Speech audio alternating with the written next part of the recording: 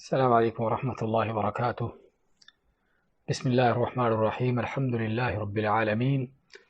والصلاة والسلام علی رسولہ الکریم وعلی آلہ وصحبہ ومن سار علی نہجہ الی یوم الدین وسلم تسلیما کثیرا، اما بعد۔ آج ہم دورہ علوم شرعیہ کا فقہ الصلاۃ میں درس لیں گے کہ جس میں مریض کی نماز اور مسافر کی نماز اور اسی طرح نمازوں کو جمع کرنے کے مسائل کا انشاءاللہ بیان ہوگا۔ اس سے پہلے کہ مسائل کا آغاز کریں، یہ بیان کرنا ضروری ہے کہ نماز کسی بھی حالت میں معاف نہیں ہے جب تک انسان کے ہوش و حواس قائم ہیں، اور خصوصاً مرد حضرات کے حوالے سے جب سے بلوغت ہو جاتی ہے، اگرچہ حکم بلوغت سے پہلے ہی نماز پڑھنے کا ہے، لیکن تاکید کے ساتھ اس کی فرضیت جو ہے وہ بلوغت کے ساتھ ہوتی ہے، تو اس وقت سے لے کر مرتے دم تک نماز کا یہ حکم جاری ساری ہے، اور کسی بھی حالت میں آدمی کو نماز سے معافی نہیں ہے، سوائے کہ جب انسان کے ہوش و حواس اس کے ساتھ نہ ہوں، یعنی یا تو آدمی کسی بیماری کی کیفیت میں قوما میں چلا جائے، یا بڑھاپے کی کیفیت میں اس کا دماغ جو ہے وہ چل جائے اور اس کو کچھ پتہ نہ ہو کہ میں کیا کر رہا ہوں، کیونکہ نبی کریم صلی اللہ علیہ وسلم کا فرمان ہے کہ 3 طرح کے لوگ ہیں جن سے قلم اٹھا ہوا ہے، یعنی ان کی کوئی گناہ یا نیکی نہیں لکھی جاتی، اور ان میں سے کون ہے؟ مجنون حتی یفیق، کہ وہ شخص جس کی عقل زائل ہو جاتی ہے، جب تک وہ ہوش و حواس میں نہیں آتا تو اس کو بھی اس وقت تک کوئی عبادت کا حکم نہیں ہے۔ اور ہم نے اس سے پہلے ذکر کیا تھا بعض مسائل میں کہ اگر آدمی اس کو بے ہوشی ویسے ہو جاتی ہے بیماری وغیرہ کی وجہ سے، تو حتیٰ کہ بے ہوشی کے دوران اس کی نمازیں جو چھوٹ جاتی ہیں، ان نمازوں کو پڑھنے کا بھی وہ مکلف نہیں ہے۔ لیکن اگر وہ خود بے ہوش ہوتا ہے، یعنی سیسی وغیرہ اس طرح کی چیز لے کر یا کوئی نشہ آور چیز کھا کر یا پی کر، تو پھر اس کو اس بے ہوشی یا نشے کی حالت میں جو چھوٹی نمازیں ہیں اس کو پڑھنے کا حکم ہے۔ تو بات کر رہے تھے کہ مریض کی نماز کے حوالے سے کہ انسان ہر حالت میں نماز سے مخاطب ہے جب تک اس کے ہوش و حواس قائم ہیں۔ اسی بارے میں مسئلہ نمبر 247، عمران ابن حسین رضی اللہ تعالی عنہ فرماتے ہیں کہ میں بواسیر کا مریض تھا، تو میں نے نبی کریم صلی اللہ علیہ وسلم سے نماز پڑھنے کے مسئلہ دریافت کیا، تو آپ نے فرمایا صلی قائما فإن لم تستطع فقاعدا فإن لم تستطع فعلى جنب۔ تو فرماتے ہیں آپ نے تو عمران کو فرمایا کہ کھڑے ہو کر نماز پڑھ سکتے ہو تو کھڑے ہو کر پڑھو، کھڑے نہیں ہو سکتے تو بیٹھ کر پڑھ لو، اور اگر بیٹھ بھی نہیں سکتے تو کروٹ پر لیٹ کر پڑھ لو۔ یہ صحیح بخاری کی حدیث، اور نسائی کی ایک روایت میں مزید یہ لفظ آتے ہیں فَإِن لَمْ تَسْتَطِعْ فَمُسْتَلْقِيًا، کہ اگر تمہیں کھڑے ہونے کے بیٹھنے کی طاقت نہ ہو تو کروٹ پر لیٹے، تو یعنی کہ کروٹ پر لیٹنے کی بلکہ تم کو طاقت بھی نہ ہو، یعنی کروٹ پر لیٹنے کی طاقت بھی نہ ہو تو فَمُسْتَلْقِيًا کے معنی پیٹھ کے بل لیٹے ہوئے نماز پڑھ لو۔ تو یہ 4 مراحل ہیں نماز کے حوالے سے۔ اصل تو یہ ہے کہ نماز کا جو حکم ہے جس طریقے سے سنت ہے ادا کرنا، اس طرح کے ادا کی جائے، قیام کیا جائے، رکوع کیا جائے، سجدہ کیا جائے۔ لیکن اگر قیام نہیں کر سکتا آدمی، کھڑا نہیں ہو سکتا، تو بیٹھ کر نماز پڑھنے کی اجازت دی گئی، اور اگر بیٹھ بھی نہیں سکتا تو کروٹ پر یعنی پہلو پر لیٹے ہوئے، جس کی ابھی ہم تفصیل بیان کریں گے۔ اور اگر کروٹ پر لیٹنے کی بھی طاقت نہیں ہے، بعض اوقات ایسی کیفیت ہوتی ہے، تو مستلقین کے معنی پیٹھ پر لیٹے ہوئے، جس میں آدمی کا چہرہ اس کا یعنی کہ اس کا چہرہ جو ہے آسمان کی طرف ہوتا ہے، اوپر کو ہوتا ہے، تو پیٹھ پر لیٹے ہوئے نماز پڑھ سکتا ہے۔ تو اس حدیث سے معلوم ہوا کہ بیمار آدمی جس حالت میں بھی ہو اسے نماز پڑھنا چاہیے۔ اللہ تعالیٰ کا فرمان ہے فاتقوا اللہ ما استطعتم، اللہ سے ڈرو جتنی تمہاری طاقت ہے۔ اور فرمان نبوی ہے اذا امرتکم بامر فاتوا منہ ما استطعتم، کہ میں جب تمہیں کسی بات کا حکم دوں تو اس کو اتنا پورا کرو جتنی تمہاری طاقت ہے۔ تو اس کا معنی یہ ہوا کہ آدمی جب تک ہوش و حواس میں ہے اس وقت اس پر نماز پڑھنا ضروری ہے، اس کو نماز سے رخصت نہیں ہے۔ اور اس بات کی تاکید اس لیے کی جا رہی ہے کیونکہ بہت سے لوگوں کو دیکھا جاتا ہے کہ جب بیمار ہوتے ہیں تو نمازیں پڑھنا چھوڑ دیتے ہیں، حالانکہ ہوش و حواس ان کو ہوتا ہے۔ کوئی شک نہیں کہ تکلیف ہوتی ہے بیماری میں، بعض اوقات آدمی کھڑا نہیں ہو سکتا، بیٹھ بھی نہیں سکتا، اور کروٹ پر لیٹ بھی نہیں سکتا، سیدھا لیٹا ہوتا ہے، تو مختلف کیفیتیں ہوتی ہیں بیماری کی۔ لیکن جب تک ہوش و حواس آدمی کے قائم ہیں اس وقت تک اس سے نماز ساقط نہیں ہے، اس کو نماز پڑھنا ہے، وہ جیسے بھی کیوں نہ پڑھ سکے۔ تو یہ بہت بڑا ایک مسئلہ ہے جسے ہم سبھی کو سمجھنے کی اور لوگوں کو سمجھانے کی ضرورت ہے کہ بیماری کی حالت میں جو نمازیں چھوڑ دیتے ہیں حقیقت میں بہت بڑا گناہ کر رہے ہیں، اور اگر اسی حالت میں مر جاتا ہے آدمی اور ہوش و حواس میں نماز نہیں پڑھتا رہا تو اس کی موت بے نمازی کی حالت میں جو ہو رہی ہے حقیقت میں بہت اس کے لیے خطرناک ایک معاملہ ہے۔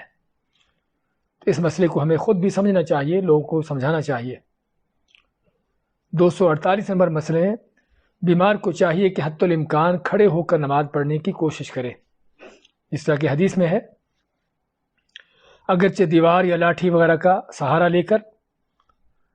کیوں نہ کھڑا ہونا پڑے۔ اگر کھڑا ہو کر نماز پڑھنے کی طاقت نہ ہو تو کرسی پر یا زمین پر بیٹھ کر نماز پڑھ سکتے ہیں۔ اگر بیٹھ کر نماز پڑھنے کی بھی طاقت نہ ہو تو دائیں کروٹ پر دیکھیے، حدیث کے لفظ عام ہے اعلیٰ جنب، لیکن جو فقہاء نے لکھا ہے کہ دائیں کروٹ پر ہو اور آدمی کا رخ جو ہے قبلہ کی طرف ہو،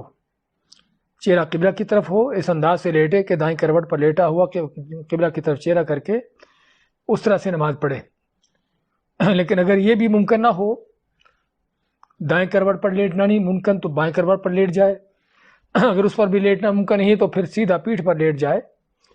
اگر کروٹ پر ممکن نہ ہو تو سیدھے پیٹھ کے بل اس طرح سے لیٹے ہوں کہ پاؤں قبلہ کی طرف ہوں، پاؤں جو ہے قبلہ کی طرف ہوں۔ اور اس میں بعض علماء کہتے ہیں کہ بہتر ہے کہ سر تھوڑا اونچا ہو جائے، لیکن یہ بھی ضروری نہیں ہے۔ تو یہ ہے اگر آدمی کھڑا ہو کر نماز نہیں پڑھ سکتا، تو اس سے معلوم کیا ہوا کہ اصل یہ ہے کہ اگر آدمی کھڑا ہو کر نماز پڑھ سکتا ہے تو اسے کھڑا ہونا ہے، چاہے وہ نماز کا کچھ حصہ ہی کھڑا ہو سکتا ہو۔ یعنی فرض کرو آدمی آتا ہے باہر سے مسجد میں آتا ہے تو آ کے اگرچہ وہ قیام میں کچھ حصہ کھڑا ہو سکتا ہے، 1 منٹ 2 منٹ آدھا قیام، اس کو چاہیے کہ اتنا قیام کا حصہ کھڑا ہو۔ اس کے بعد جب دیکھے کہ اس میں کھڑے ہونے کی طاقت نہیں ہے، اس کو بہت مشکل ہو رہی ہے، تو پھر بیٹھ سکتا ہے۔ اور یہ بھی تنبیہ اس لیے کی جا رہی ہے کیونکہ اس مسئلے پر بھی لوگوں کی بہت لاپرواہی دیکھی جاتی ہے، یعنی چلتے پھرتے آتے ہیں مسجد میں اور آتے ساتھ ہی وہ بیٹھ جاتے ہیں۔ ہاں، جب زمین پر بیٹھا جاتا تھا اس وقت تو شاید بیٹھنے والے کم ہوتے تھے، اور جب سے کرسیاں مسجدوں میں آ گئی ہیں تو اب ہر ایک کو اپنی آسانی کے لیے آ کے بیٹھ جاتا ہے، اور فرض نماز میں بلا عذر بیٹھ جانے سے نماز نہیں ہوتی۔ بہت اہم مسئلہ ہے جس کو سمجھنے کی ضرورت ہے کہ نفل میں تو سنتوں میں تو اجازت ہے کہ آدمی بغیر عذر کے بھی بیٹھ کر پڑھ سکتا ہے، جس طرح ہم نے پہلے ذکر کیا ہے نفل نماز کے حوالے سے، لیکن فرضوں میں اگر آدمی کھڑے ہونے کی طاقت رکھتا ہے اور پھر بھی بیٹھ جاتا ہے تو اس کی نماز باطل ہے۔ آپ نے صحابی کو کیا حکم دیا؟ صلی قائما، کہ کھڑے ہو کر نماز پڑھو۔ تو ہمیں ضرورت ہے اس مسئلے کو خود بھی جاننے کی، لوگوں کو بھی سمجھانے کی کہ اگر تمہارے پاس طاقت ہے کھڑے ہونے کی تو بیٹھ کے فرض پڑھو گے تو فرض جو ہے تمہاری نماز نہیں ہوگی، باطل ہو جائے گی نماز۔ اور بلکہ یہاں تک بھی کہ اگر کھڑا ویسے نہیں ہو سکتا، سہارے سے کھڑا ہو سکتا ہے، لاٹھی کے دیوار کے تب بھی کھڑا ہونا ہوگا، اور اگر کچھ قیام کا حصہ کھڑا ہو سکتا ہے تو اتنی دیر کے لیے اس کو کھڑا ہونا ہوگا، اتنی دیر کے لیے بھی بغیر عذر کے بیٹھ جانا اس کو اجازت نہیں ہے۔ تو یہ مسئلہ بھی بہت اہم ہے جس میں لاپرواہی کی جاتی ہے، اور جس طرح بتایا کہ خصوصاً جب سے کرسیاں آئی ہیں تو لوگوں کی تن آسانیاں اور بڑھ گئی ہیں، تو آتے ساتھ ہی کرسی پر بیٹھ جاتے ہیں۔ حتیٰ کہ بعض علماء نے تو یہ بھی شرط رکھی ہے کہ کم از کم تکبیر تحریمہ جو ہے، تکبیر اولیٰ جو ہے، وہ کھڑے ہو کر کہنا ضروری ہے، یعنی جو آدمی کھڑے ہونے کی طاقت نہیں بھی رکھتا لیکن ایک سیکنڈ کے لیے، چند سیکنڈ کے لیے کھڑا ہو سکتا ہو، تو اس کو چاہیے کہ وہ کھڑا ہو کر تکبیر تحریمہ کہے، اس کے بعد بیٹھ جائے اگر اس کے پاس مزید کھڑے ہونے کی طاقت نہ ہو۔ تو علی کل حال یہ مسائل ہیں جس میں بہت لاپرواہی ہو رہی ہے، ان کا ہمیں اہتمام کرنے کی ضرورت ہے۔ اسی طرح دیکھا یہ بھی جاتا ہے کہ بعض لوگ کیا کرتے ہیں کہ آتے ساتھ کرسی پر بیٹھ جاتے ہیں، تھوڑی دیر کے لیے بھی کھڑے ہونے کی زحمت نہیں کرتے، اور پھر یہ ہے کہ پوری نماز ہی کرسی پر بیٹھے پڑھتے رہتے ہیں۔ حالانکہ یہاں پر دیکھنا یہ ہے کہ وہ نماز کی کون سی کیفیت ہے کہ جو صحیح طریقے سے ادا نہیں کر سکتا، صرف اس کو اس حد تک نماز میں چھوٹ ہے۔ یعنی فرض کرو ایک آدمی کھڑا تو نہیں ہو سکتا لیکن رکوع صحیح طریقے سے کر سکتا ہے یا سجدہ زمین پر صحیح طریقے سے کر سکتا ہے، تو ایسے آدمی کو ضرور اجازت نہیں کہ کرسی پر بیٹھا بیٹھا سجدہ کرے، بلکہ اس کو حکم ہے کہ زمین پر جس طرح صحیح سجدہ کیا جاتا ہے اسی طریقے سے سجدہ کرے۔ اگر رکوع کرنے کی اس میں طاقت ہے تو اس کو چاہیے کہ وہ صحیح طریقے سے رکوع کرے، صرف کرسی پر بیٹھے بیٹھے اشارہ کر دینا کافی نہیں ہے۔ اور یہ بھی کہ جب سے کرسیاں آئی ہیں اس مسئلے میں بھی کافی لوگ لاپرواہی کا شکار ہیں کہ کرسی پر بیٹھ گئے اور بیٹھے بیٹھے اشاروں سے پوری نماز چل رہی ہے، حالانکہ ممکن ہے کہ نماز کے بعد حصوں کو، نماز کے بعد ارکان کو وہ صحیح ادا کر سکتے ہوں۔ بعض لوگ کہ جن کو سجدہ کرنے سے منع کیا جاتا ہے آنکھوں کی بیماری، تکلیف کی وجہ سے، ہاں وہ صرف سجدہ کی حالت میں کرسی پر بیٹھ کر یا زمین پر بیٹھ کر اشارہ کریں گے، ان کو کھڑا ہونا چاہیے، ان کو کھڑا ہونا ہوگا، رکوع بھی کرنا ہوگا۔ یعنی کھڑا ہونے میں اگر اس کو مشکل نہیں ہے تو اس کو کھڑا ہونا ہوگا، رکوع کرنے میں مشکل نہیں ہے تو صحیح طریقے سے رکوع کرنا ہوگا۔ ہاں صرف سجدہ کی حالت میں اس کو اگر سجدہ کرتے ہوئے آنکھیں اس کی یعنی تکلیف ہوتی ہے تو اس کو اجازت ہے کہ وہ سجدہ چھوڑ سکتا ہے، سجدہ کے لیے بیٹھے بیٹھے اشارہ کر دے، جس کا ہم ابھی ذکر کریں گے انشاءاللہ۔ تو یہ بھی اسی لاپرواہی میں آتا ہے کہ جو موجودہ دور میں دیکھی جاتی ہے کہ صرف نماز کی کسی ایک خاص کیفیت میں انسان کو عذر ہوتا ہے تو پوری کی پوری نماز ہی وہ معذور کے انداز سے پڑھ رہا ہوتا ہے۔ تو یہ بھی بہت بڑی غلطی ہے، اور جس طرح میں پہلے عرض کیا ہے کہ ایسی وہ چیزیں ہیں کہ فرض نمازوں کے اندر ان چیزوں کا اہتمام نہ کیا جانا، ان کا خیال نہ رکھا جانا، اس سے نماز باطل بھی ہو سکتی ہے۔ 249 نمبر مسئلے میں، نماز میں اگر صحیح طریقہ سے رکوع اور سجدہ کرنا ممکن ہو تو ضروری ہے کہ ایسے ہی کیا جائے، اگر ممکن نہ ہو تو بیٹھے ہوئے سر جھکایا جائے۔ سجدے کے لیے سر کو رکوع کی نسبت زیادہ جھکانا ہے، یعنی اصل تو یہ ہے کہ رکوع اور سجدہ جس طرح سے کرنے کا حکم ہے اسی طرح سے کیا جائے، لیکن کسی کو اگر مشکل ہو، رکوع کرنے میں مشکل ہو، فرض کرو کمر میں کوئی ایسی تکلیف ہے یا کوئی ایسی کیفیت ہے کہ رکوع نہیں کر سکتا، یا سجدہ کرنے میں اس کے لیے مشکل ہے کہ سجدہ کرنے میں اس کو تکلیف ہوتی ہے، تو پھر اس کو کیا ہوگا، وہ بیٹھ کر رکوع کے لیے بھی اگر رکوع نہیں کر سکتا تو اس کے لیے بھی اشارہ کرے گا سر کے، اور اشارہ کس سے ہوگا، سر سے، کہ سر کو جھکائے گا بیٹھے بیٹھے، اور اگر کرسی پر نہیں زمین پر بیٹھا تب بھی بیٹھے بیٹھے جو ہے سر کو جھکا دے گا، رکوع کے لیے بھی اس طرح سے اور سجدہ کے لیے بھی اس طرح سے۔ اور اگر رکوع سجدہ دونوں کے لیے اشارہ کرنا ہے، سر کا اشارہ کرنا ہے، تو پھر رکوع کے لیے سر کو تھوڑا جھکانا ہے اور سجدہ کے لیے سر کو زیادہ جھکانا ہے۔ بعض لوگ کیا کرتے ہیں کہ اگر زمین پر سجدہ نہیں کر سکتے تو کیا کرتے ہیں، کوئی تکیہ وغیرہ کوئی ایسی چیز اٹھا کر اپنے ماتھے پر پیشانی سے لگا لیتے ہیں، سر کے ساتھ لگا لیتے ہیں، اور یہ بھی چیز غلط ہے۔ یعنی سجدہ نہ کرنے کی کیفیت میں تکیہ یا کوئی چیز اٹھا کر سر کو لگانا صحیح نہیں ہے۔ سیدنا ابن عمر رضی اللہ تعالیٰ عنہما سے روایت ہے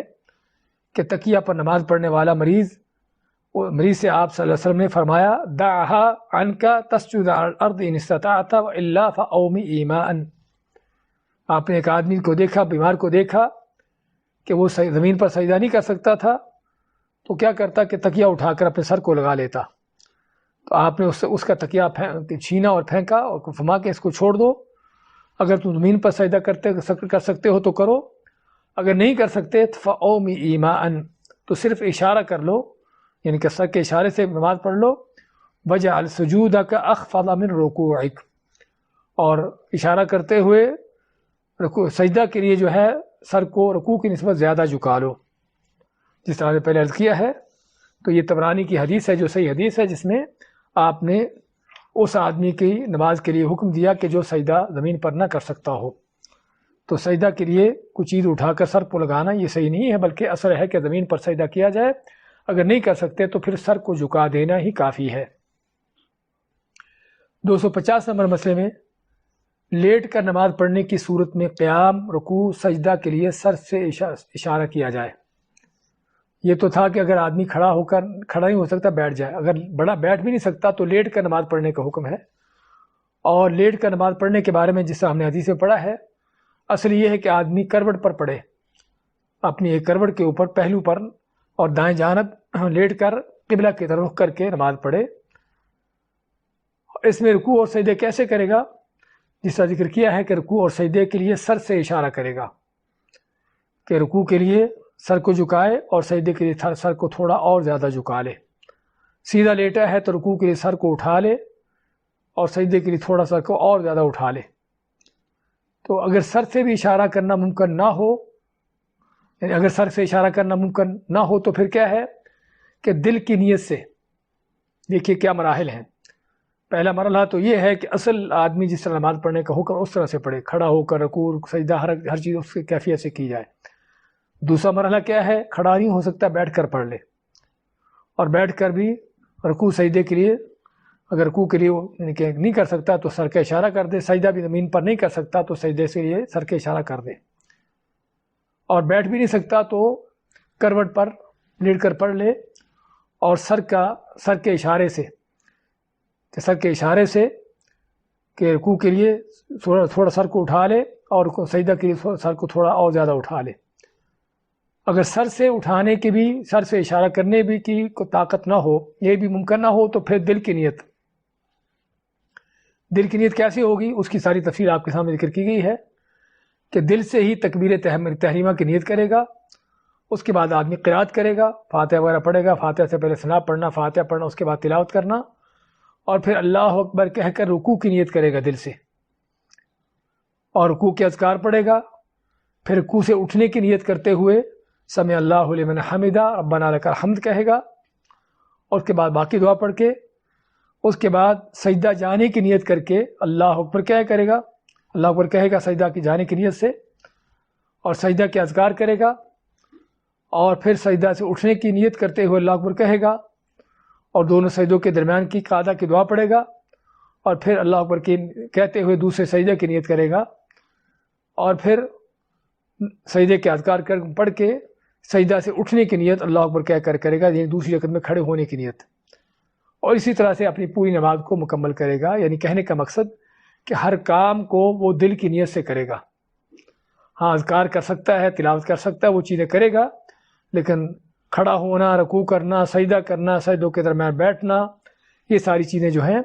وہ دل کی نیت سے کرے گا. دلیل کیا ہے؟ دلیل نبی اکرم صلی اللہ علیہ وسلم کا فرمان وَإِنَّمَا لِكُلِّ امْرِئٍ مَّا نَوَىٰ، اور ہر شخص کے لیے جو اس نے نیت کی ہے اس کے مطابق اس کا عمل ہے. یعنی بیمار آدمی کھڑا نہیں ہو سکتا، لیٹا ہوا ہے، اللہ اکبر کہہ کر دل سے نیت کر لے گا کہ میں کھڑا ہوں، تو اللہ تعالیٰ کے ہاں وہ کھڑا ہی شمار ہوگا. رکوع نہیں کر سکتا، دل سے نیت کرے گا کہ میں رکوع میں ہوں، اور اسی طرح سے پوری نماز. اچھا، اگر دل سے بھی نیت کرنا ممکن نہ ہو تو پھر معنی کیا ہے کہ دل اس کا ساتھ نہیں ہے، پھر ایسے شخص سے نماز معاف ہو جاتی ہے، ساقط ہو جاتی ہے، جس سے ہم نے پہلے ذکر کیا ہے کہ جب دل بھی انسان کا ساتھ چھوڑ دے اور آدمی کو پتہ ہی نہیں ہو کہ میں کس حالت میں ہوں، کس کیفیت میں ہوں، یا تو قوما میں ہے، ویسے بے ہوشی میں ہے، یا اگر ہوش میں بھی ہے لیکن اس کو کوئی عقل یعنی کہ ایسی چیز نہیں ہے تو پھر اس سے نماز ساقط ہو جائے گی، بلکہ اس سے ہر عبادت ساقط ہو جائے گی۔ تو یہ وہ کیفیت ہے جب نماز معاف ہوتی ہے۔ تو اس سے ہمیں پتہ چل جانا چاہیے کہ نماز کے مراتب کیا ہے پڑھنے کے، اور کس طرح سے آدمی لیٹ کر نماز پڑھتے ہوئے، اصل تو ہے کہ شر کے اشارے سے نماز پڑھے، لیکن اگر سر سے بھی اشارہ کرنا ہو تو پھر دل کی نیت سے۔ اچھا، ہاتھ کے اشارے سے پڑھ سکتا ہے؟ ایسی کو ہمارے پاس دلیل نہیں کہ ہاتھ کے اشارے سے نماز پڑھنا۔ اور بعض لوگ جو ہے وہ انگلی کے اپنے آنکھوں کے اشارے سے، بعض کہتے ہیں کہ آنکھوں سے کے اشارے سے نماز پڑھیں، لیکن یہ بھی بے بنیاد چیز ہے، اس کی بھی کوئی دلیل نہیں ہے۔ اور اللہ کا دین اپنے خیالات کا نام نہیں ہے، اللہ کا دین وہ ہے جو اللہ اس کے رسول صلی اللہ علیہ وسلم کی طرف سے ملا ہے۔ اور اس لیے ہماری کوشش ہوتی ہے کہ ہر مسئلے کو دلیل کے ساتھ بیان کرنے کی، تاکہ پتہ ہو کہ یہ مسئلہ واقعی اللہ اس کے رسول صلی اللہ علیہ وسلم کی طرف سے اس طرح سے بیان ہوا ہے۔ تو چنانچہ ہاتھ کے اشارے سے نماز پڑھنا اس کی کوئی دلیل نہیں ہے، اور اس طرح آنکھوں کے اشارے سے نماز پڑھنا اس کی بھی کوئی دلیل نہیں ہے۔ تو ہاتھوں کا یا آنکھوں کے اشارے سے نماز نہیں پڑھی جائے گی۔ نماز یا تو صحیح طریقے سے جیسا پڑھنا ہے، اگر وہ نہیں تو سر کے اشارے سے، اور سر کا اشارہ ممکن نہیں ہے تو پھر دل کی نیت سے۔ 251 میں اصل یہ ہے کہ مریض ہر نماز اپنے مقرر وقت میں ادا کرے۔ مریض کو بھی سارے وہ احکامات ہیں جو صحیح آدمی کو ہیں، طہارت کے حوالے سے کہ نماز کے لیے طہارت کرے، وضو کرے اگر وضو کی ضرورت ہے، اگر وضو نہیں کر سکتا تو کم سے کم تیمم کرے، تو کپڑوں کو پاک رکھے، جس جگہ پر نماز پڑھ رہا ہے وہ جگہ بھی پاک ہو، قبلہ کی طرف اس کا رخ ہو، اور ساری وہ شروط و لوازمات جو ہم نے نماز کے بارے میں ذکر کی ہیں جو صحیح آدمی کے لیے ہیں، بیمار کے لیے وہ ساری شروط و لوازمات اس کے لیے بھی ہیں، اور اسی میں مقررہ اوقات بھی ہیں، اللہ نے جو نمازوں کے اوقات مقرر کیے ہیں۔ لیکن اگر مریض کو کوئی بھی ایسی کیفیت ہو کہ وہ ان میں سے کوئی چیز نہ کر سکتا ہو، نہ خود کر سکتا ہو اور نہ ہی اس کو کوئی کروا سکتا ہو، یعنی اس کے 1 میٹر کے فاصلے پر واش روم ہے، پانی موجود ہے اس میں، لیکن اس کو پانی وہاں تک پہنچنے کی طاقت نہیں ہے کہ جا کے وضو کر سکے، اور نہ ہی اس کے پاس کوئی پانی لا کے دینے والا ہے، تو پھر اس کو اجازت ہے کہ وہ مٹی سے تیمم کر لے، آس پاس گرد و غبار دیکھے، دیوار پر ہے، کسی بھی چیز پر ہاتھ مار کے تیمم کر لے۔ لیکن اگر گرد و غبار بھی نہ ہو اور نماز کا وقت نکل رہا ہو، نہ کوئی پانی لا کے دینے والا ہے اور نہ اس کے پاس مٹی ہے، تو پھر کیا نماز نہیں پڑھے گا؟ اس کو اسی حالت میں نماز پڑھنا ہوگی۔ اللہ کا فرمان فاتقوا اللہ ما استطعتم، کہ اللہ سے ڈرو جتنی تمہاری طاقت ہے۔ تو اس کو نہ وضو کرنے کی طاقت تھی، نہ تیمم کرنے کے اس کے پاس کوئی چیز ہے،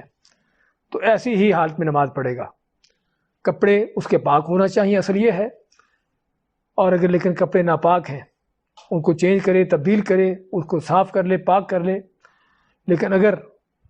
تبدیل کرنے کے لیے اس کے پاس کوئی موقع نہیں ہے، یعنی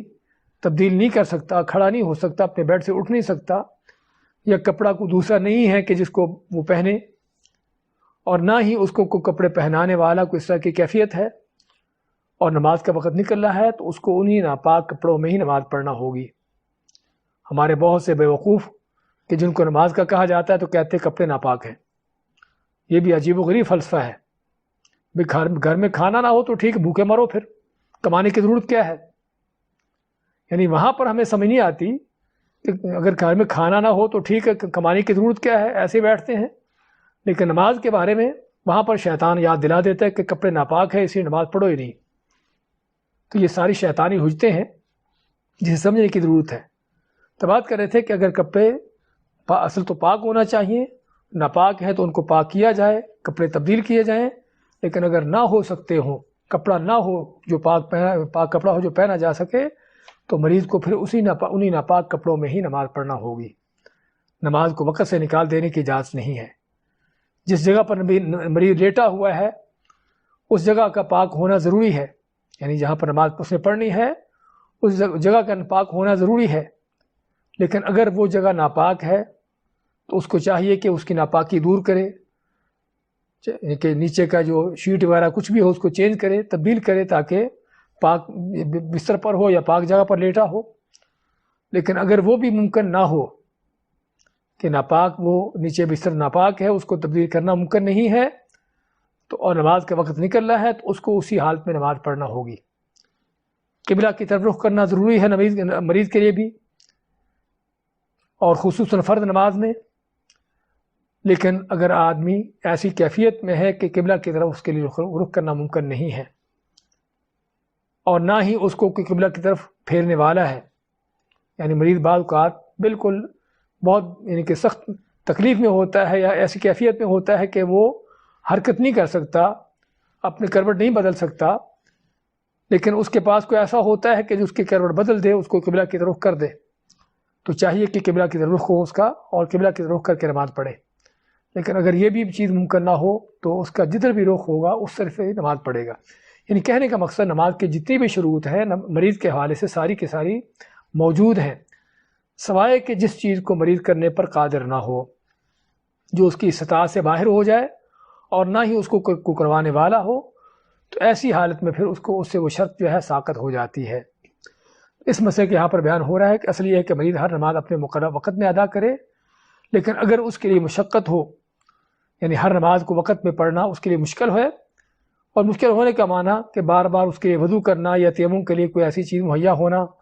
یا نماز کے لیے یعنی کہ اس کا حرکات کرنا، اس طرح کی چیزیں ممکن اس کے لیے بہت مشقت ہوتی ہے، تو پھر مریض کو اس حالت میں اجازت ہے کہ نمازیں جمع کر سکتا ہے۔ ظہر اثر کو جمع کر سکتا ہے، چاہے عصر کی نماز کو ظہر کے ساتھ جمع کر لے یا ظہر کو لیٹ کر کے عصر کے ساتھ جمع کر لے، اور اس طرح مغرب عشاء کو وہ جمع کر سکتا ہے،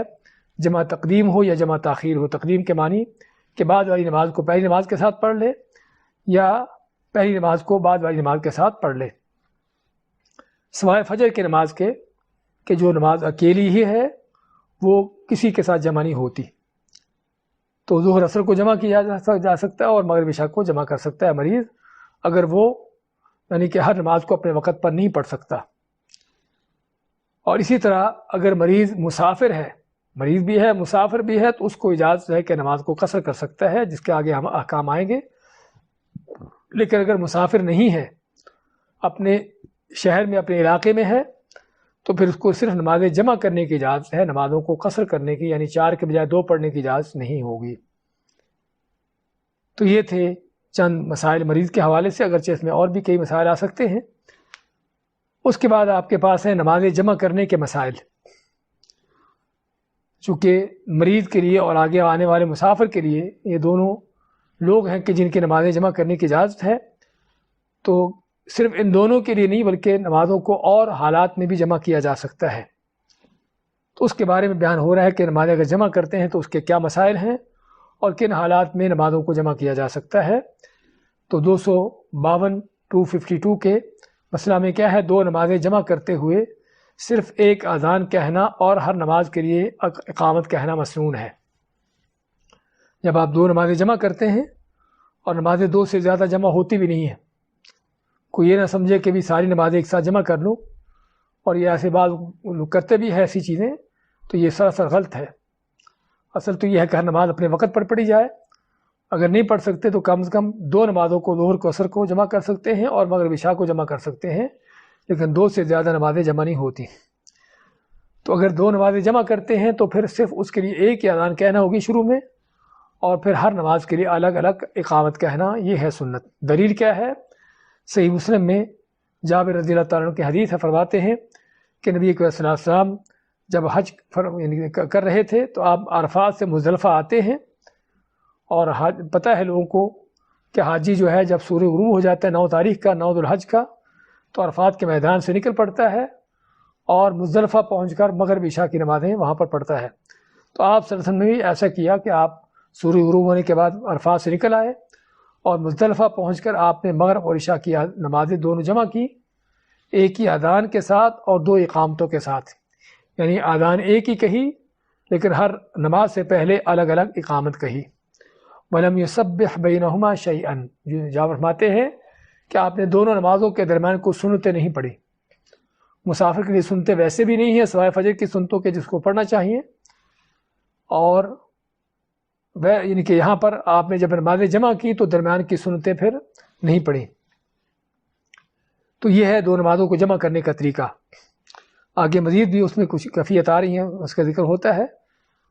جن حالات میں نمازیں جمع کرنا جائز ہیں وہ کیا کیا حالات ہیں؟ یہاں پر آپ کے سامنے 5 طرح کے حالات بیان کیے گئے ہیں کہ جس میں نمازیں جمع کرنے کی اجازت احادیث سے ثابت ہوتی ہے. پہلی حالت کیا ہے کہ دوران سفر، جس طرح کہ آگے سفر کے بارے میں آ رہا ہے کہ سفر کے دوران ظہر کو عصر کو اور مغرب کو عشاء کو، یعنی ان دو نمازوں کو آپس میں جمع کیا جا سکتا ہے. یعنی حسب ضرورت دیکھا جائے گا کہ اس کو جمع تقدیم کیا جائے، یعنی بعد کی نماز کو پہلی نماز کے ساتھ جمع کر لیا جائے، یا جمع تاخیر یعنی بعد کی پہلی نماز کو بھی بعد کی نماز کے ساتھ لیٹ کر کے پڑھ لیا جائے. تو پہلی حالت تو کیا ہے؟ سفر کی حالت ہے. اور دوسری حالت مریض کی ہے، جس کا ہم بیان کر رہے تھے کہ مریض کو اگر ہر نماز اپنے وقت پہ ادا کرنا مشکل ہو تو وہ بھی مسافر کی طرح نمازوں کو جمع کر سکتا ہے. اور تیسرا کیا ہے کہ جس شخص کو ایسا عارضہ لاحق ہو، ایسی بیماری ہو کہ جس سے اس کا وضو باقی نہ رہتا ہو. یعنی بعض لوگوں کو سلسل بول ہوتا ہے، مسلسل ہوا خارج ہوتی رہتی ہے، اس طرح کی کیفیت رہتی ہے کہ جس سے ان کا وضو باقی نہیں رہتا. تو ہر نماز کے لیے وضو کرنے میں اس کو مشکل ہو تو ایسے لوگوں کو بھی نمازیں جمع کرنے کی اجازت ہے. چوتھی حالت کہ وہ خواتین جو استحاضہ کی مریض ہوں. استحاضہ ایک بیماری کا خون ہوتا ہے جو بعض خواتین کو آتا ہے، تو ان کے لیے بھی 2 نمازوں کو جمع کرنے کی اجازت ہے، لیکن اس وقت جب کہ وہ 2 نمازوں کے لیے غسل کرنا چاہیں. نبی اکرم صلی اللہ علیہ وسلم نے ایک استحاضہ والی عورت کو تعلیم دی کہ اگر ویسے تو یہ ہے کہ ہر نماز کے لیے تم وضو کرو، لیکن بہتر ہے کہ اگر تم غسل کر لو اور چاہے اس کے بعد 2 نمازوں کو جمع بھی کرنا چاہو تو کر سکتی ہو. تو یعنی کہ استحاضہ والی عورت کو بھی ہر نماز کو اپنے وقت پر پڑھنا ہے، لیکن ہر نماز کے لیے وضو کرنا ہے کیونکہ اس کا وضو بھی مسلسل ٹوٹ رہا ہے. لیکن اگر وہ غسل کر کے 2 نمازوں کو جمع کر لیتی ہے تو اللہ کے نبی صلی اللہ علیہ وسلم فرماتے کہ یہ زیادہ بہتر ہے. اور 5ویں حالت کہ جس شخص کو کہ ایسی مجبوری ہو کہ جس سے اس کی جان یا مال کو شدید خطرہ ہو. جان مال کو جو شدید خطرہ ہو کہ اگر نمازیں جمع نہیں کرتا تو اس کی جانی طور پر اس کو خطرہ ہو سکتا ہے یا مالی طور پر اس کو شدید نقصان پہنچ سکتا ہے، تو ایسے شخص کو بھی اجازت ہے کہ نمازیں جمع کر سکتا ہے. اور چھٹی ایک کیفیت جو ہے بیان کی گئی کہ بارش، کیچڑ، برف باری اور طوفانی ہواؤں میں بھی نمازیں جمع کی جا سکتی ہیں. بارش یا کیچڑ کی کیفیت ہو یا برف باری ہو اور طوفانی ہوائیں ہوں، تو جس میں لوگوں کے لیے مسجدوں میں آنا جانا مشکل ہو، تو اس حالت میں بھی نمازیں جمع کی جا سکتی ہیں، جس طرح کہ عبداللہ بن عباس کی حدیث ہے. اور یہ حدیث صحیح بخاری کی حدیث ہے. فرماتے ہیں کہ نبی صلی اللہ علیہ وسلم نے مدینہ میں رہتے ہوئے، یعنی بغیر سفر کے مدینہ میں رہتے ہوئے آپ نے 7 رکعتیں پڑھی اور 8 رکعتیں پڑھی. کیا مطلب؟ کہ آپ نے مغرب عشاء کو جمع کیا اور ظہر عصر کو جمع کیا.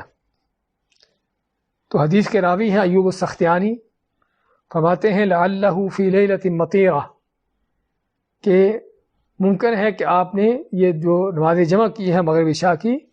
یہ کسی ایسی رات میں کی ہوں کہ جس میں بارش ہو رہی ہو، کیونکہ بارش میں نمازوں کو جمع کرنے کی یہ ایک دلیل موجود ہیں.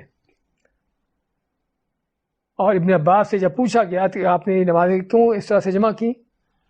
تو انہوں نے فرمایا کہ اراد اللہ یحرج امتہ، کہ آپ نہیں چاہتے کہ آپ کی امت کے لیے کوئی مشقت ہو. اور اس کی تائید ابن عمر کی حدیث سے ہوتی ہے کہ وہ حکمرانوں کے ساتھ مل کر بارش کی وجہ سے مغرب اور عشاء کی نمازیں جمع کر لیتے تھے. تو اس سے معلوم کیا ہوا کہ بارش میں نمازوں کو جمع کرنا سنت ہے، اور خود نبی صلی اللہ علیہ وسلم نے کی ہیں اور صحابہ کرام کا اس پر عمل ہے. تو ایسی بارش میں نمازیں جمع کی جا سکتی ہیں کہ جہاں پر لوگوں کو مسجد میں آنا جانا مشکل ہو، یا تو بارش تیز ہو رہی ہے یا بعض اوقات بارش تھم جاتی ہے لیکن رستوں میں پانی ہے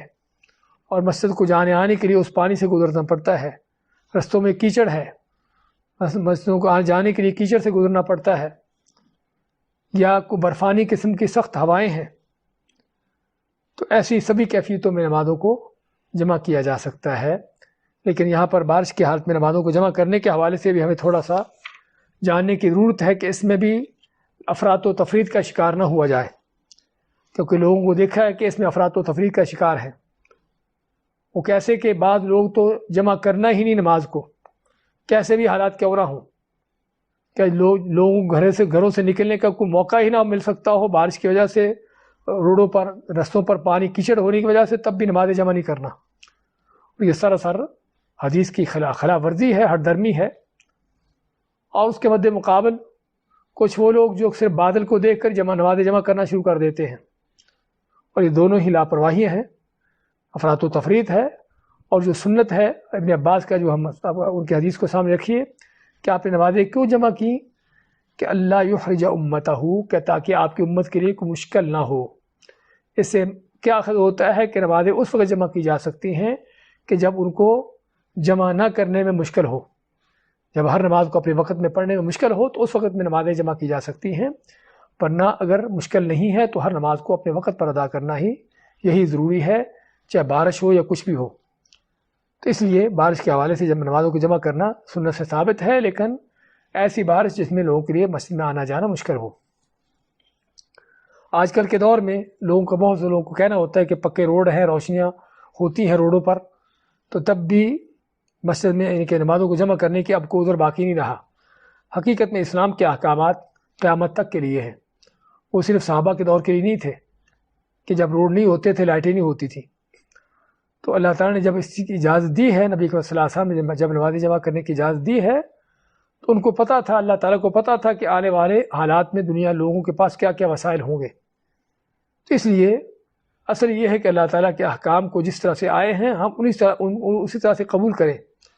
اپنی طرف سے خیال آراجہ نہ کریں، قیاس آراجہ نہ کریں کہ اب یہ حالات ایسے ہیں، اب حالات ویسے ہیں. ایسی چیزیں نہیں ہیں.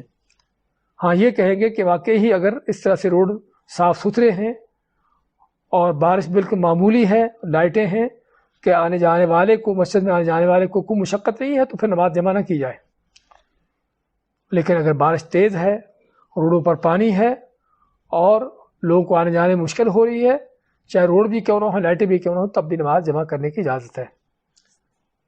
اس کے بعد ہے ہمارے پاس مسافر کی نماز. 254 نمبر مسئلہ میں دوران سفر نمازیں جمع کرنے کا مشروع طریقہ کیا ہے؟ ہم نے پہلے ذکر کیا ہے کہ مسافر کو نمازیں جمع کرنے کی اجازت ہے، لیکن وہ نمازیں کیسے جمع کرے گا؟ اس کا سنت طریقہ کیا ہے کہ اگر ظہر کے بعد سفر شروع کرنا ہو تو ظہر کی نماز کے ساتھ ہی عصر کی نماز ادا کی جائے. پہلی بات تو یہ ہے کہ نمازوں کو سفر میں کب جمع کرنا مشروع ہے. کہ آدمی جب تک سفر میں ہے وہ نمازیں جمع کر سکتا ہے، چاہے وہ سفر طے کر رہا ہو یا کسی جگہ پر ٹھہرا ہو. احادیث کو دیکھا جائے تو پتہ یہ چلتا ہے کہ رسول اکرم صلی اللہ علیہ وسلم کی جمع کرنے کا جو طریقہ ہوتا تھا سفر کے دوران، وہ اس وقت ہوتا تھا جب آپ سفر طے کر رہے ہوتے تھے. لیکن اسی سفر میں جب آپ کہیں پر ٹھہر جاتے کچھ وقت کے لیے، تو وہاں پر نمازوں کو اپنے اوقات میں پڑھتے. اس میں آپ جنگ تبوک کا واقعہ لے لیجئے کہ آپ تبوک جاتے ہیں، مدینہ سے نکل کر تبوک پہنچنے تک آپ نمازوں کو جمع کرتے رہے، لیکن تبوک پہنچ کر آپ 20 دن تک وہاں پر ٹھہرے، اور وہاں پر جب تک ٹھہرے ہوئے تھے ہر نماز کو اس کے وقت پر ادا کرتے رہے. ہر نمازوں کو قصر کرتے رہے، 4 کی بجائے 2 پڑھتے، لیکن ہر نماز کو اپنے وقت پر ادا کرتے. اور یہی طریقہ ہمیں مینا میں نظر آتا ہے کہ جب حاجی 8 تاریخ کو مینا میں جاتا ہے تو چنانچہ اس کو مینا میں ہی ٹھہرنا ہے کہ اور کہیں اس کو نہیں جانا. تو اس لیے سنت کیا ہے کہ ہر نماز کو اپنے وقت پر ادا کرے. ظہر کو اس کے وقت پہ، عصر کو اس کے وقت پہ، مغرب عشاء کو ان کے اوقات پہ، اس طرح فجر کو، تو ہر نماز کو ان کے اوقات میں ادا کیا جائے. تو مینا میں 8 تاریخ کو نمازیں جمع کرنا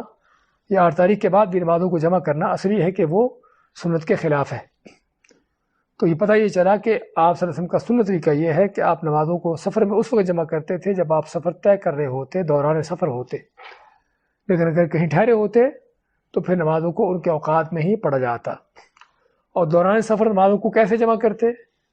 کہ اگر تو آپ کا سفر ظہر کے بعد ہوتا تو آپ ظہر کے ساتھ ہی عصر کی نماز بھی پڑھ لیتے اور پھر سفر شروع کرتے اور شام تک چلتے جاتے. اور اگر آپ جو ہے ظہر سے پہلے ہی سفر شروع کر چکے ہوتے تو پھر آپ ظہر کی نماز کو لیٹ کر کے عصر کے ساتھ پڑھتے. تو یہ ہے آپ کا جو مشروع طریقہ ہے کہ نمازوں کو جمع کرنے کا سفر کے دوران. اسی طرح مغرب عشاء کا حال ہے کہ اگر تو آپ مغرب کے بعد سفر شروع کرتے تو مغرب کے ساتھ ہی عشاء کی نماز پڑھ لیتے، اور اگر سفر پہلے سے جاری ہوتا مغرب سے پہلے سے ہی تو آپ پھر مغرب کی نماز کو لیٹ کر کے عشاء کے ساتھ پڑھتے۔ اس کی دلیل سیدنا معاذ کی حدیث دی کہ آپ کے سامنے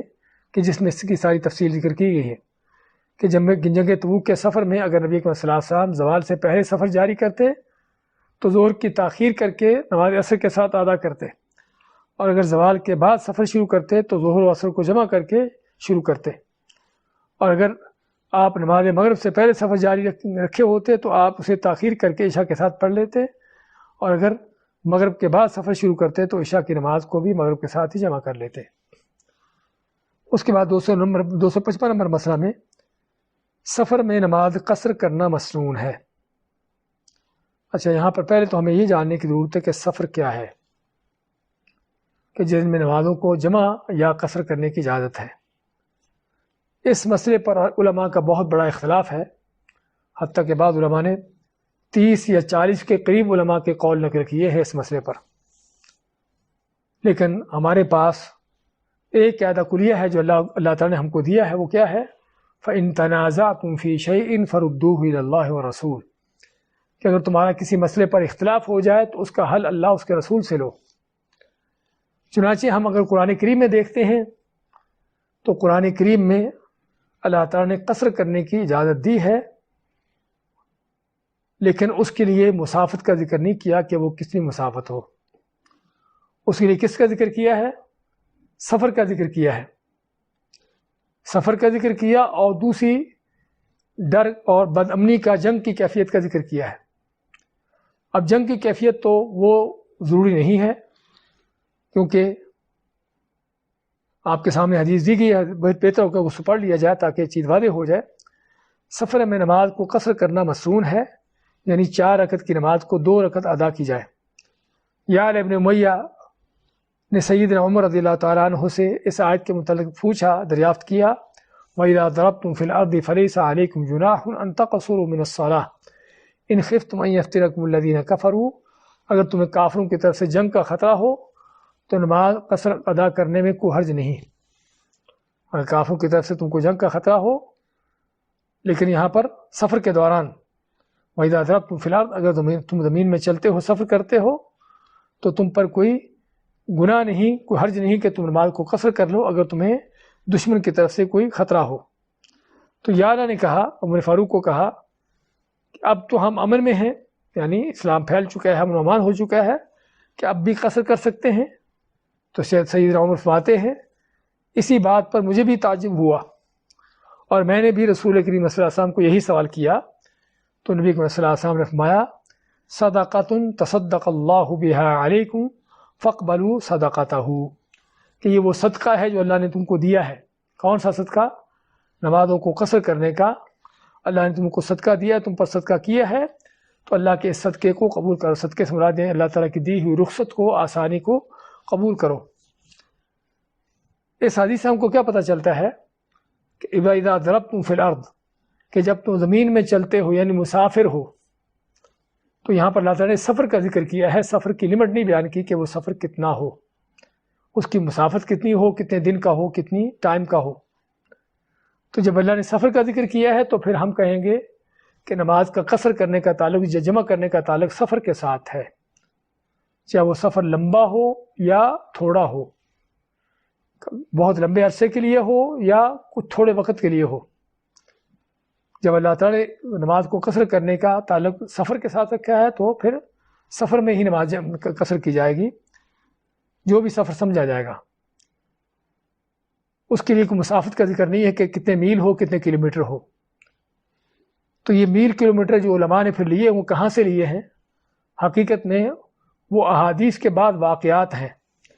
کہ نبی کریم صلی اللہ علیہ وسلم بعض اوقات کسی مخصوص جگہ کی طرف جاتے نکلتے اور وہاں پر جا کر آپ نماز کو قصر کرتے۔ لیکن دیکھنے کی بات یہ ہے کہ اگر تو آپ اسی جگہ سے واپس آ جاتے ہیں تو پھر تو ہم کہیں گے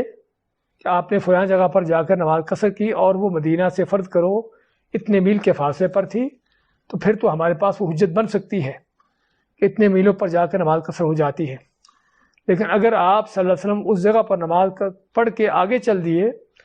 آگے اپنا سفر جاری رکھتے ہیں، تو پھر کیا مطلب ہوا کہ پھر آپ کا وہاں پر نماز پڑھنا کوئی سفر کی حد نہیں ہے۔ اور اس پر علماء کا اتفاق ہے کہ آدمی اگر کسی لمبے سفر کے لیے نکلتا ہے تو جیسے اپنے شہر بستی سے نکل پڑے گا، تو چاہے شہر کے بعد پہلی مسجد کیوں نہ ہو، بستی کے بعد پہلی مسجد کیوں نہ ہو جو شہر سے باہر ہو، تو وہیں پر جا کر نماز کو قصر کر سکتا ہے، بشرطے کہ اس کا سفر لمبا ہو۔ تو بات کر رہے تھے کہ نبی صلی اللہ علیہ وسلم کے بعد واقعات، ان کو اخذ کیا گیا کہ آپ فلاں جگہ کی طرف گئے اور آپ نے وہاں پر نماز قصر کی،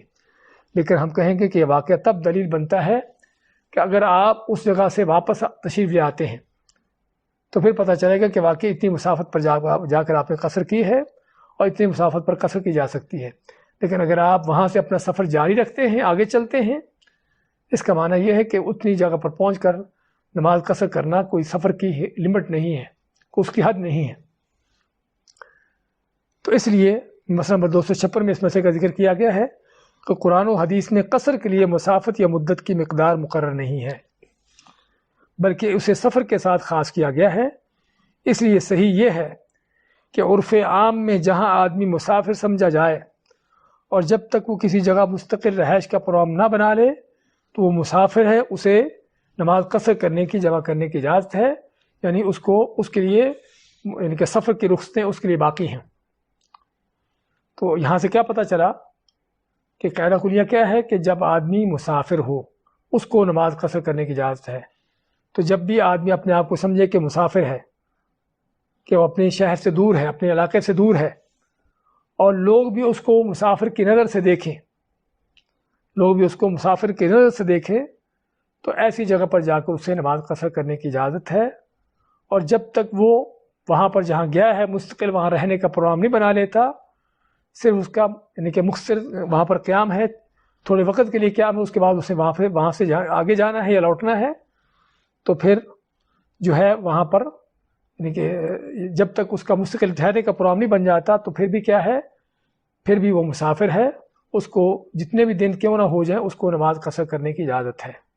کیونکہ احادیث یا قرآن کی روح سے نہ تو مسافت کی لمٹ ہے اور نہ کوئی اس کی دنوں کی لمٹ ہے کہ کتنے دن تک نماز قصر کی جائے یا نماز کو جمع کیا جائے۔ اصل اس کا تعلق سفر کے ساتھ ہے۔ تو جب بھی آدمی مسافر ہے اور جب تک وہ کسی جگہ پر مسافر کی حیثیت سے ہے اس وقت تک اس کو نمازیں جمع کرنے کی اور قصر کرنے کی اجازت ہے۔ اور یہ ہے جو محقق علماء ابن تیمیہ رحمۃ اللہ علیہ اور اس طرح کے علماء کا قول ہے، ورنہ تو ہم نے بتایا ہے کہ اس مسئلے پر بہت بڑا اختلاف ہے، لیکن اس کا ضابطہ یہی ہے۔ یعنی اگر ہم بحرین کے حوالے سے مثال دینا چاہیں تو بحرین میں تقریباً کوئی بھی ایسی جگہ نہیں کہ جہاں پر آدمی جا کر اپنے آپ کو مسافر سمجھے، اور نہ ہی وہ لوگوں کی نظر میں مسافر سمجھا جاتا ہے۔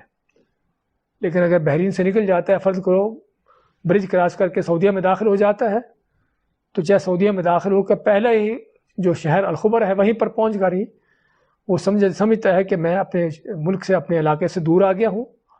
اور لوگوں کی نظر میں بھی وہ ایک یعنی کہ اجنبی آدمی یا مسافر آدمی سمجھا جاتا ہے، چاہے درمیان میں صرف برج ہے چند کلومیٹر کا، لیکن وہاں پر پہنچ کر آدمی مسافر کی حیثیت اختیار کر جاتا ہے۔ اگر ہم فقہا کے اقوال کو دیکھیں جنہوں نے 80 کلومیٹر کا ذکر کیا ہے، تو وہ سعودیہ جا کر بھی مسافر نہیں ہوگا۔ لیکن اگر ہم قرآن و حدیث کو دیکھیں کہ جس میں آدمی اپنے آپ کو مسافر خیال کر رہا ہے اور لوگوں کی نظر میں مسافر سمجھا جا رہا ہے، تو وہ وہاں پر سعودیہ داخل ہونے کے ساتھ ہی مسافر کی حیثیت اختیار کر لے گا، چاہے وہ الخبر سے اسے واپس آنا ہو۔ اگر تو مکہ جا رہا ہو پھر تو ہم کہیں گے کہ جیسے ہی اپنے شہر سے نکلتا ہے، بحرین میں سے بھی اپنے علاقے سے نکل جاتا ہے، تو اس کا سفر شروع ہو جاتا ہے۔ لیکن اگر ان کو الخبر سے واپس آنا ہے تو جو صحیح قرآن و سنت کی روح سے اگر دیکھا جائے تو خبر پہنچ کر آدمی برج کراس کر کے آدمی مسافر کی حیثیت اختیار کر جاتا ہے، اسے وہاں پر نمازوں کو جمع قصر کرنے کی اجازت ہے۔ لیکن بحرین میں رہتے ہوئے تقریباً کوئی ایسی جگہ نہیں کہ جہاں پر آدمی کو مسافر خیال کیا جاتا ہو یا مسافر سمجھا جاتا ہو۔ میں صرف ایک مثال دے رہا ہوں بات کو واضح کرنے کے لیے۔ اور یہ چیز کیوں ہے، اس کا فائدہ کیا ہے، یعنی اس قول کا یعنی کہ قرآن و سنت کے مطابق یہ محقق علماء کا یہ قول جو ہے کہ ہم سفر کو دیکھیں گے، مسافر کو دیکھیں گے، مسافتوں کو نہیں دیکھیں گے، تو اس چیز کا تعلق جو ہے وہ یعنی اگر ہم سابقہ دور میں دیکھیں کہ جب لوگ پیدل یا گدھوں اپنے گھوڑوں پر سفر کرتے تھے تو پورے دن میں تقریباً ان کا 30 میل کا سفر ہوتا تھا، پورے دن میں ان کا 30 میل کا سفر ہوتا تھا، اور جب کہ آج کل ہم 30 میل جو ہے وہ آدھے گھنٹے یا اس سے پہلے طے کر سکتے ہیں۔ تو کیا آدھا گھنٹہ آدمی چلنے والا مسافر ہو جاتا ہے؟ ہاں، سابقہ زمانوں میں وہ مسافر ہو جاتا تھا، لیکن آج کل کے دور میں وہ بھی اپنی گاڑی پر آدھا گھنٹہ، اگر بائی ایئر ہے تو پھر تو وہ آدھے گھنٹے کے اندر ہزاروں میل طے کر جاتا ہے۔ تو کہنے کا مقصد، ہم اگر اس قول کو لیتے ہیں کہ جو قرآن و سنت کے مطابق ہے کہ جس میں ٹائم کی اور نہ مسافت کی لمٹ کی گئی ہے، تو اس کو ہم ہر دور کے لیے مناسب سمجھتے ہیں۔ لیکن اگر جو ہے فقہا کے اقوال جو ان کو لیتے ہیں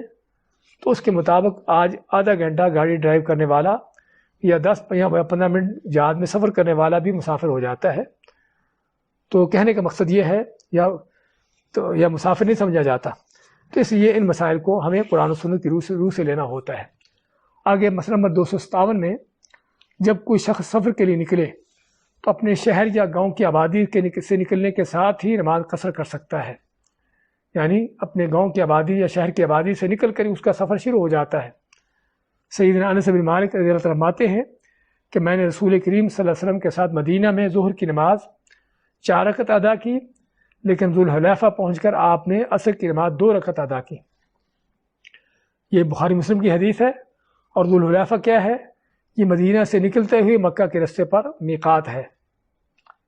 جب آدمی مدینہ سے نکلتا ہے مکہ کو جاتے ہوئے، بلکہ اب تو یہ ذوالحلیفہ مدینہ کی آبادی میں شامل ہو چکا ہے، لیکن اصل اس کا مسجد نبوی سے ذوالحلیفہ کا فاصلہ جو ہے 3 میل کا ہے۔ تو آپ نے مدینہ میں رہتے ہوئے ظہر کی نماز ادا کی 4 رکعت، اور ذوالحلیفہ پہنچ کر آپ نے نماز کو 2 رکعت، عصر کی نماز کو 2 رکعت ادا کیا، کیونکہ آپ مکہ کا سفر طے کر چکے، یعنی کہ شروع کر چکے تھے۔ اس لیے ہم نے پہلے ذکر کیا ہے کہ آدمی لمبے سفر پر نکلتا ہے تو شہر کی آبادی سے نکل کر ہی نماز کو قصر اور جمع کر سکتا ہے۔ اسی مسئلے کی بنیاد پر آگے کیا ہے؟ چنانچہ اگر ایئرپورٹ شہر کے اندر ہو تو اس شہر والوں کو ایئرپورٹ پر نماز جمع یا قصر کرنے کی اجازت نہیں ہے، کیونکہ وہ ابھی تک اپنے شہر میں ہی ہیں۔ لیکن اگر ایئرپورٹ شہر سے باہر ہو تو وہاں پر نماز جمع اور قصر کر سکتے ہیں۔ یعنی بحرین ایئرپورٹ کی مثال اگر آپ لینا چاہیں تو بحرین ایئرپورٹ جو ہے محرک میں کے شمار ہوتا ہے، تو محرک والوں کے لیے ایئرپورٹ پہنچ کر نماز کو جمع قصر کرنے کی اجازت نہیں ہے، کیونکہ ایئرپورٹ ان کے شہر میں ہے۔ لیکن جو منامہ سے آنے والا ہے یا عیسیٰ ٹاؤن یا دوسرے شہروں سے آنے والا ہے، ان کو بحرین ایئرپورٹ پر پہنچ کر نماز جمع قصر کرنے کی اجازت ہے، کیونکہ وہ اپنے علاقے سے، اپنے شہر سے نکل کر لمبے سفر کے لیے روانہ ہو چکے۔ 258 نمبر مسئلے میں سنتیں اور نفل سواری پر ادا کرنے کا طریقہ۔ ہم پہلے ذکر کر چکے ہیں نفلوں کو، سنتوں کو ادا کرنے کا نفل نماز میں، کہ نبی صلی اللہ علیہ وسلم اگر سفر میں ہوتے تو سواری پر بیٹھے بیٹھے ہی جدھر بھی سواری کا رخ ہوتا آپ ادھر ہی سواری کو چلتے رہنے دیتے، اور بیٹھے بیٹھے جو ہے وہ سنتے اور نفل سواری پر ادا کرتے رہتے۔ لیکن فرائض جو ہیں وہ آپ زمین پر اتر کر جس طرح پڑھنا چاہیے اس طرح سے پڑھتے تھے۔ اس کے بعد 259 نمبر مسئلے میں مسافر اگر مقیم امام کے پیچھے نماز پڑھے تو اسے فرض پورے پڑھنے چاہیے۔ یہاں پر یہ بھی مسئلہ آ گیا کہ اگر مسافر مقیم امام کے پیچھے نماز پڑھتا ہے تو جس طرح مقیم کی نماز ہے اسی طرح پھر مسافر کو پڑھنا ہوگی۔ جیسا کہ ایک مسافر نے ابن عباس سے سوال کیا، ما بالنا اذا صلینا مع الامام صلینا اربعا واذا صلینا فی رحالنا صلینا اثنتین فقال له ابن عباس هكذا السنہ۔ تو ابن عباس سے آدمی سوال کرتا ہے کیا وجہ ہے کہ جب ہم امام کے ساتھ نماز پڑھتے ہیں تو 4 رکعت پڑھتے ہیں، اور جب ہم اپنے خیموں میں نماز پڑھتے ہیں تو 2 رکعت پڑھتے ہیں؟ تو ابن عباس مانتے ہیں کہ ایسا ہی کرنا سنت ہے، یعنی نبی صلی اللہ علیہ وسلم کی سنت یہی ہے کہ اگر آپ مقیم امام کے پیچھے نماز پڑھو تو جو مقیم امام کی نماز ہے اسی طرح پڑھنا ہوگی آپ کو۔ اگر وہ پوری پڑھ رہا ہے، ظاہری بات پوری پڑھے گا مقیم امام، تو آپ کو بھی نماز پوری پڑھنا پڑے گی، یعنی 4 فرضی پڑھنا ہوں گے، اس کو 2 نہیں پڑھ سکتے۔ لیکن اگر آپ اکیلے پڑھتے ہیں یا مسافروں کے ساتھ مل کر پڑھتے ہیں تو آپ مسافروں کے ساتھ مل کر پھر نماز قصر کریں گے، اور قصر کرنا ہی سنت ہے۔ 260 نمبر مسئلے میں